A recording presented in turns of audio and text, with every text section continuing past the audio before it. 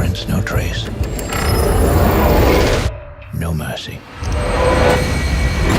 12 jir Afrikaan Marookaan ah la shaqeeyay hay'ado waaweyn ka qayb galay seminaar aad u fara badan waxaana la yaab la ka dhigay ariga Mareykanka kadib markii uu ku guuleystay US Cyber Security Competition.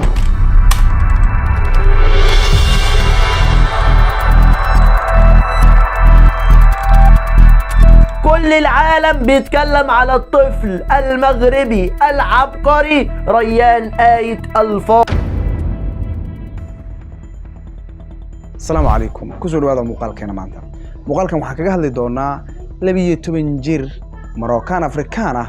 ku guuleystay Coob International ah iyo waliba waxa la yiraahdo Cyber Security Morocco caadi maaha muddo yar ka hor ay ahayd markii social media saas isla dhaxmarayay $2,000 kaliya ku guurso gabar Marookaan oo aad u qurux badan marka $2,000 it's not easy brother $2,000 ma ahan lacag yar almost waxa dareemaysaa inay yihiin dad markaas ilbax ah oo dunida la jaan qaaday inkastoo jiraan Soomaali sidoo kale wax la yaab la dhigtay anyway aan u soo laabano wiilkii dhalinyarada ahaa wiilkani wuxuu ka qayb galay tartan la qabto 5 sanaba hal mar laguna qabto wadanka Mareykanka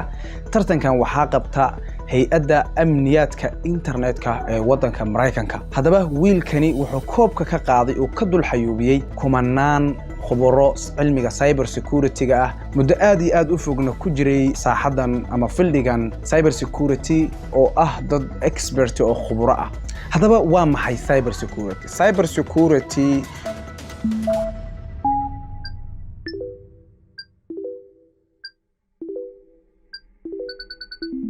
waa inaad ilaaliso oo aad la falgasho xogaha kana ilaaliso dadka internetka wax ku dhaca xogaha ay leeyihiin shakhsiyaadka dawladaha ganacsiyada hay'adaha dawliga iyo kuwan dawliga ahayn intaba hadaba cyber security-ga waa waxa dunida maanta ay ku tartamayso oo bilaayiin dollar dawlad walba ay sanad walba ugu qarash garaydo inaad maanta barataa cilmiga cyber security-ga ugu yaraan aasaaska aad ka baratahay noloshaada ay muhiim u tahay qof walbana muhiim ay u tahay maadaama aan ku jirno xilli ay aad u badan tahay in la jabsado telefoonada la kala xado xogaha muuqaalo la soo qarxiyo iyo waxyaabahaas aad maalin walba maqlayso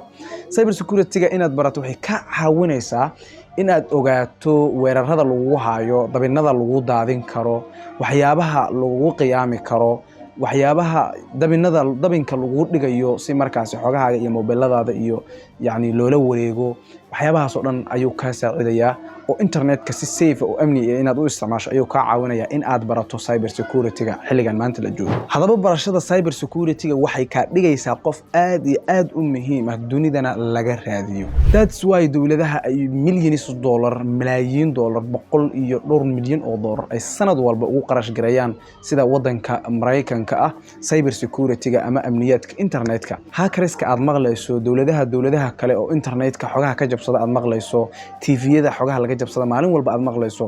waxa saas yeelay waa cyber security dad ku takhasusay dadka barta cilmiga cyber security-ga badana laba ay noqdaan inta ugu badan white hacker iyo black hat hackers la kala yiraahdaa white hackerska waa dadka ethics-ka iyo akhlaaqiyadka teknolojiyada ama computer ethics-ka aad u garanaya oo organizationska sida sharciga ugu shaqeeya oo meelaha company-gan uu ka jilacsan yahay dhanka internetka inta baar ka caawiya si aan loo soo galin black hackers-kana waa anonymous-ka aad maqashid waa dadka lama kasayga ah oo maalin walba xogaha jabsada dawladaha ay maaragtay ay sameysteen aan u soo laabano wiilkeena yar 12 jirka ah ajabta ah Afrikaanka waa wiilkeena maadaama ajab aan nahay wiilkeena wiilkeena ayaan leenahay laga bilaabo wiilkeenan skorka uu dhigay waxa la yaaban madaxa hay'adan oo amniyaadka internetka ee Mareykanka tartamadan qabanaysay ee loo soo gaabiyay magaceeda CISA wuxuu leeyahay ma ahan Marookaanka Afrikaankii ugu horeeyay kaliya ee ku guuleystay koobka sidoo kale waa da'yarkii abad ugu yaraa ee koobkan qaada fiiri wiilkan 12 jir baa sax anina fiiri anna saga weyn sababta aan muuqaalkan wiilkan ugu soo qaata ayaa ah waxa ay cajabisay wiilkan 12 jirka ah Marookaanka ah oo ku guuleystay tartan intaas la eg oo haddana 12 sano jira fiiri halka dhalinyarada 20 jiradeen ee guryaha jiifaan ay dabcan ay leeyihiin I don't want inaan shaqaysto ma lahan wadankii waa burbur asaga dhan uu fikirayo qof uu yahay markaasi negativity-ga aad u fiiri ajab 12 jir ah wiil yar oo ajab ah 12 jir ah Afrikaantan ah oo kumanaan khubaro cilmigan ku dhex jiray 10 sano ka badan ka guuleystay